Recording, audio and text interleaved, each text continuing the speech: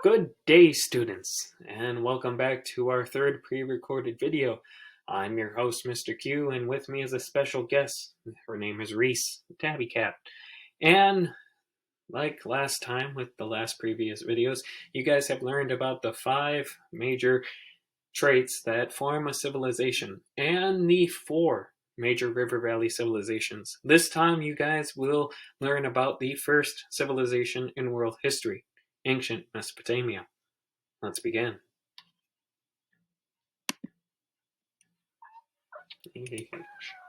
Stop. So, if you guys have grabbed your guided notes, that's great. If not, go grab some. Because today, you guys are not going to be filling out the blanks like you have with the previous 2 guided notes. No, today you guys are going to be answering questions. Let's begin. And like always with every set of guided notes, we have an icon statement. Hopefully, by the end of this video, you guys can demonstrate your knowledge, not my knowledge, your knowledge on the Mesopotamian civilization. Let's begin. And if you need to pause the video to write down the icon statement, you can. Hopefully you can write fast too. Let's begin with the land between the rivers. As you have learned in the previous lesson, the Fertile Crescent sweeps its way across Southwest Asia, as you guys can see by this map right here. In the west, right here, it bends down the coast of the Mediterranean. In the east, it follows the course of the Tigris River and the Euphrates River until they merge and empty into the warm waters of the Persian Gulf. Today, the river valley lies mostly in the country of Iraq. Historians call this flat, fertile area Mesopotamia. See? Mesopotamia. Which means land between the rivers. The people who once lived there are known as Mesopotamians. The people of Mesopotamia called the Tigris Swift River because it flowed fast. The Euphrates flowed more slowly.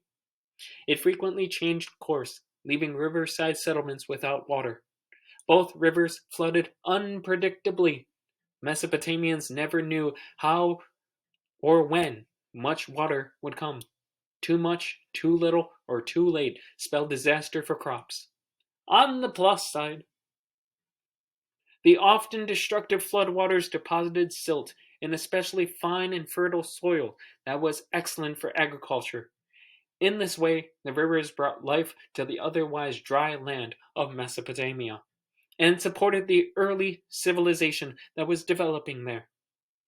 As farming thrived in the river valley, populations grew and cities developed, as you guys have learned in the previous lessons. What's the one trait that all civilizations? What are the 5 traits? One of them is cities. Great. Now, let's look at farming in the Fertile Crescent. Farming began as early as 9800 BC in the Fertile Crescent. It eventually spread throughout Mesopotamia. However, Mesopotamia was far from perfect for agriculture. In addition to flooding, farmers had to deal with hot summers and unreliable rainfall. However, the region's fertile soils promised plentiful crops such as wheat, barley, and figs, if the people could come up with a way to control the water supply. Irrigation! Or watering fields using human-made systems was the answer. Farmers in Mesopotamian villages cooperated to dig and maintain irrigation canals that carried water from the rivers to the fields.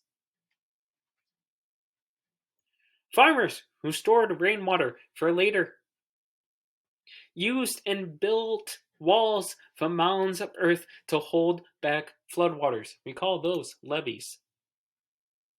The people developed important new technology, such as the ox-driven plow, as you guys can see by your vocab words. Hopefully you guys are paying attention. A tool that broke up the hard-baked summer soil and prepared large areas for planting. These creative methods enabled farmers to use the rich soil to their advantage. The result was a reliable and abundant agricultural surplus.